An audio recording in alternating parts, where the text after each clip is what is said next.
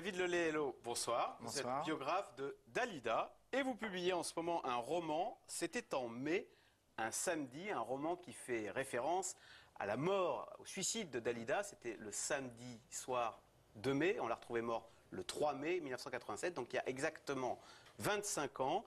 Dalida, de son vrai nom, Yolanda Cristina Gigliotti, parce qu'elle était italienne, mais en fait toute sa famille vivait, sa famille vivait en Égypte. Oui, c'est une Italienne d'Égypte et en fait ce sont ses grands-parents qui avaient émigré de Calabre au Caire, à Choubra, le quartier populaire du Caire. Alors, donc père musicien, Miss Égypte 1954. Rien que ça. C'était avant les frères musulmans. Oui, oui, tout à fait. Bon. Et du coup, elle veut faire carrière à Paris, dans le cinéma au début. C'est ça, elle rêvait vraiment d'être actrice. Elle était mannequin au départ et puis elle rêvait d'être actrice. Donc elle part à Paris faire l'actrice, mais c'est pas facile. Et elle est repérée par Eddie Barclay et le directeur des programmes d'Europe 1. C'est ça, Lucien Maurice, Eddie Barclay, Lucien Maurice et Bruno Cocatrix pour l'Olympia. Donc la Sainte Trinité qui va la propulser comme ça. Et elle va faire des tubes. Alors je vous propose, David Lelay-Hello, de regarder quelques photos de Dalida avec quelques grands tubes, dont par exemple en 1972. Avec... Parole, avec Alain Delon. Et du coup, le titre, ça, numéro 1 au Japon. Dans le monde entier, dans le monde entier. Mais ce qui est très intéressant sur cette chanson, c'est de dire qu'avec Alain Delon, ils se sont connus dans les années 50, à leur arrivée à Paris respective, quand ils n'étaient pas connus du tout. Ils vivaient dans 2 chambres de bonne, dans le même couloir, dans un immeuble du 8e arrondissement. Ah oui. Et ils partageaient leurs œufs durs, les jours de misère, ils n'avaient rien à manger, ils partageaient leurs œufs durs. Ils n'ont partagé que ça ou d'autres choses? Alors, ils auraient sans doute, d'après Michel Drucker, hein, c'est une source avérée, ils auraient partagé une idylle, mais plus tard, sans doute à la fin des années 60. Et ensuite, ils ont enregistré ce duo au début des années 70. Voilà, elle a vendu des albums dans le monde entier. Aujourd'hui, on retient surtout toutes ces chansons festives qui sont toujours des standards dans les soirées. Hein. C'est ça, c'est-à-dire qu'il y a plusieurs époques dans la vie de Dalida, mais c'est vrai que la période disco nous a énormément marqué. Laissez-moi danser, oui, j'attendrai, Bésame mucho, Salama ya Salama. Voilà, alors une carrière époustouflante, 125 millions de disques vendus, et pourtant un drame intérieur qui va donc se terminer par ce suicide dont vous faites référence dans votre roman. C'était dans la nuit, c'était lors de ce long week-end du 1er mai. Elle va se suicider le samedi soir en avalant des barbituriques. Et son frère Orlando vient de rendre public ce petit document, ce petit bout de papier qu'elle avait laissé le soir de son suicide. On écoute son frère Orlando. On a trouvé juste ce petit mot sous un Bouddha qui était prêt sur une commode près de son lit. Et il y avait ce petit mot tout simple, comme ça, très humble. La vie m'est insupportable, pardonnez-moi, Dalida. C'est comme elle a fait. C'est un peu la Marilyn française, quoi. Cette femme fatale, divine, malheureuse, suicidée, mais qui a apporté énormément de choses. Et moi-même, j'explique pas comment les jeunes peuvent tomber aussi passionnés. Mais bon, est-ce que déjà, moi, je peux expliquer ma passion? Non. La vie m'est insupportable, pardonnez-moi. Elle avait aussi déclaré « J'ai lutté toute ma vie pour être Dalida. Je ne suis plus une femme, mais une industrie. » Tout à fait, mais c'est ça, moi, qui m'a intéressé pour mon roman, c'est qu'il y a 2 femmes en une. Il y a la brune, arrivée d'Égypte, fragile, qui a rêvé d'être une star. Donc elle a créé ce personnage de Dalida, blond, solaire, lumineux, victorieux. Et puis finalement, ces 2 femmes n'ont pas réussi à s'entendre. Et elle disait toujours, je suis un parlement, il y a en moi tant de voix qu'elle n'arrive jamais à se répondre. Et c'est vrai qu'il y avait cette dichotomie comme ça, cette ambivalence entre la brune et la blonde. Et de Guerlas, à un moment, quand Yolanda a plus été amusée par le rôle de Dalida, par cette carrière de Dalida, elle s'est retrouvée seule, sans enfant, sans mari, avec l'échec finalement de sa vie face à elle. Elle disait toujours « j'ai réussi dans la vie, mais j'ai raté ma vie », qui était une phrase d'une éloquence terrible. Vous disiez « sans enfant, sans mari ».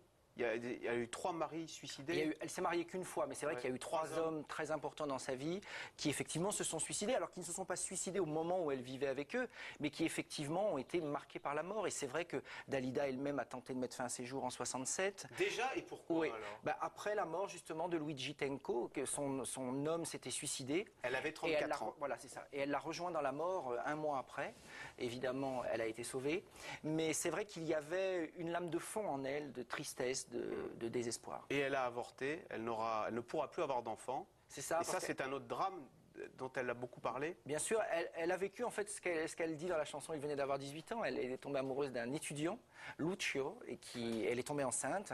Et elle n'a pas voulu l'aliéner. Et c'était trop lourd pour un gamin de 18 ans de cet enfant. Et donc elle a décidé d'avorter. Et ça s'est mal passé. Et c'était en Suisse. Et du coup, elle n'a plus pu avoir d'enfant. Mais en même temps, est-ce que c'est pas cette fin tragique qui fait qu'une star, elle est restée star et qui a construit le mythe? C'est ce que disait d'ailleurs dans le reportage l'un des fans.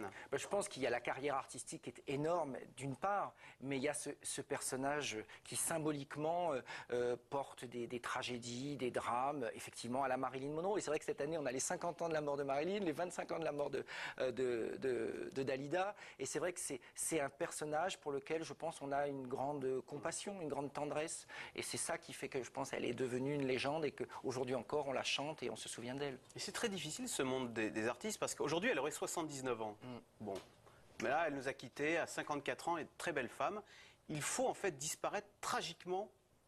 Une star ne peut pas s'éteindre doucement. D'ailleurs star ça veut dire étoile. Regardez Clo-Clo, imaginez Clo-Clo vieux, imaginez Mike Brandt, imaginez Maria Callas à 85 ans. Voilà, c'est vrai qu'ils sont passés à l'éternité, à l'immortalité. Femme fatale qui pourtant louchait.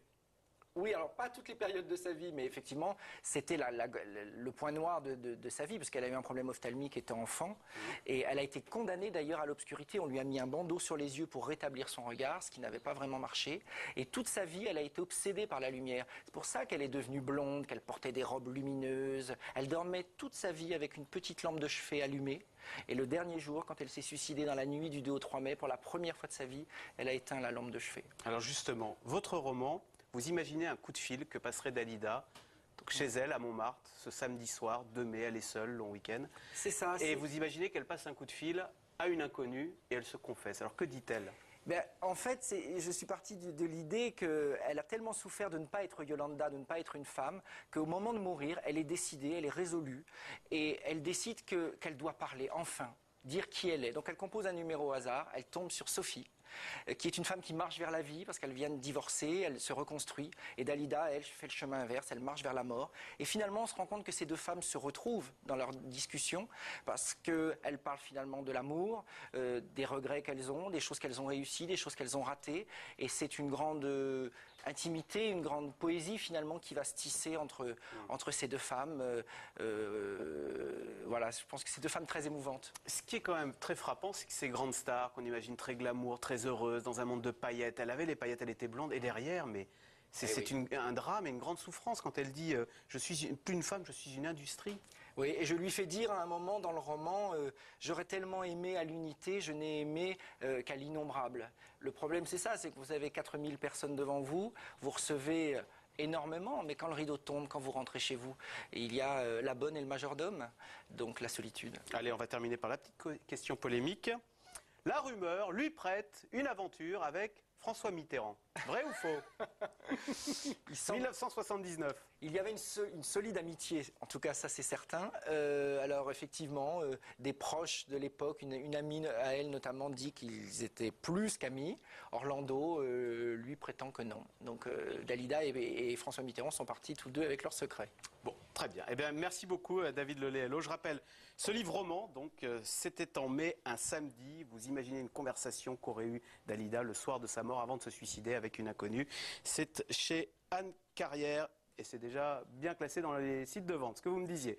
Je précise que ce soir, France 5 diffusera à 21h30 une émission spéciale sur Dalida. En attendant, bien sûr, vous allez retrouver tout de suite Yves Calvi dans C'est dans l'air, qui va revenir sur le duel d'hier soir. Qui a gagné? Quelle influence ce duel va-t-il avoir sur le vote au second tour? Et puis quels ont été les moments forts, les moments clés du débat? C'est dans l'air est intitulé ce soir « À chacun son vainqueur ».